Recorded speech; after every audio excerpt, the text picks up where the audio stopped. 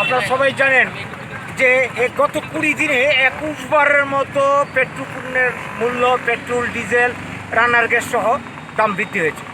বর্তমানে করোনা ভাইরাসের কারণে লকডাউন চলছে সারা দেশ জুড়ে, মানুষের কাজকর্ম নেই, হাতে পকেটে পয়সা নেই।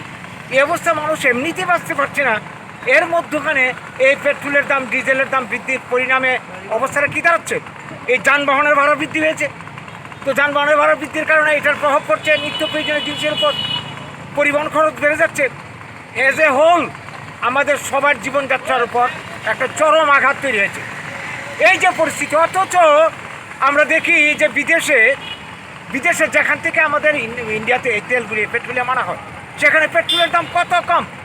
বা আমাদের আশেপাশে যে সমস্ত দেশ, ইন্ডিয়ার থেকে অর্থনীতি যাদের হাল খারাপ, সেই সমস্ত দেশ, পাশের দেশগুলিতেও এই সমস্ত পেট্রোল ডিজেলের দাম, রান্নার গ্যাসের দাম আমাদের দেশের তুলনায় অনেক কম।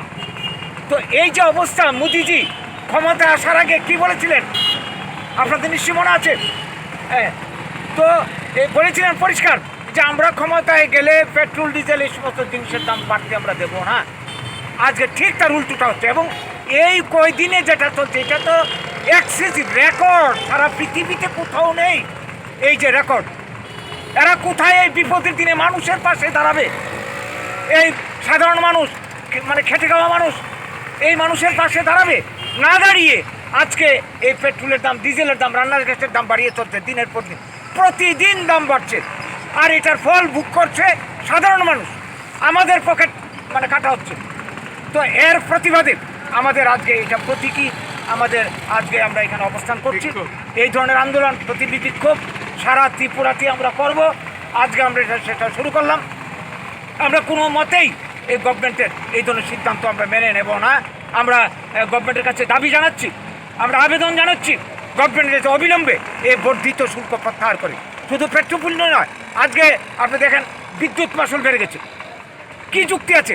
অন্য দেশের তুলনায় ত্রিপুরার বিদ্যুৎ মাশুল অনেক বেশি। নিত্য প্রয়োজনীয় জিনিসের দাম বাড়ছে লাগামহীন, দুর্নীতি চলছে সমস্ত ক্ষেত্রে। আজকে এই পরিস্থিতি, এর প্রতিবাদী আজকে প্রতিবাদী বিক্ষোভ, প্রতীকী বিক্ষোভ আমাদের আজকে আমরা এখানে শুরু করেছি রাজধানীর বুকে। এবং এই ধরনের প্রোগ্রাম আমরা সারা ত্রিপুরাতে আমাদের আন্দোলন চলতে থাকবে যতক্ষণ পর্যন্ত গভর্নমেন্ট তার সিদ্ধান্ত থেকে পিছিয়ে আসে, দাম নিয়ন্ত্রণ যতদিন না হয়। আপনার নাম? আমার নাম গৌরাঙ্গ রুদ্রপাল, আমি আমরাবাঙালি ত্রিপুরা রাজ্য কমিটির সচিব।